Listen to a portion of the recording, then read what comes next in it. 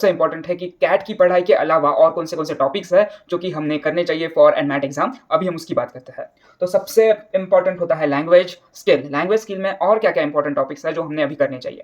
तो सबसे पहले है ग्रामर। ग्रामर अच्छे से कर लो भाई। ए एंड द कहाँ पे यूज़ कर सकते हैं, कहाँ पे words like fill in the blanks आते हैं, तो सेंटेंस कहाँ पे डालना है, प्रीपोजिशंस आता है, देन सेंटेंस करेक्शन आता है, देन टेंसेस आते हैं, देन सिनोनिम, एंटोनिम आता है, देन आरसी के ईज़ी वाले सेक्शन आते हैं। अभी आप बोलोगे कि आरसी के ईज़ी सेक्शन, हाँ, एक आरसी पढ़ के आपको एक सवाल करना है सिर्फ।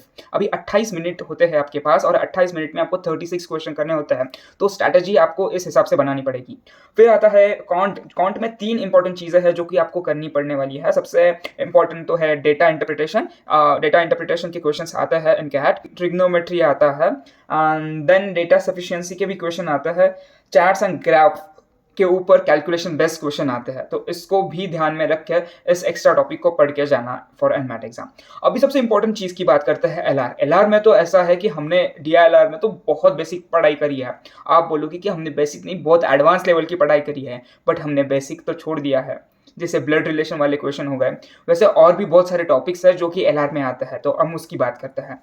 सबसे इंपॉर्टेंट है ब्लड रिलेशन, उसके बाद है coding decoding, then statement and inference based question, then statement and assumption based question, then conclusion and inference based question, then assumption, then input and output वाले question, then missing values and figure वाले question. इतने ही question है जो कि आने ही वाले हैं, तो इस चीज़ पे भी ध्यान रखो कि ये टॉपिक्स आपके कवर हो जाए।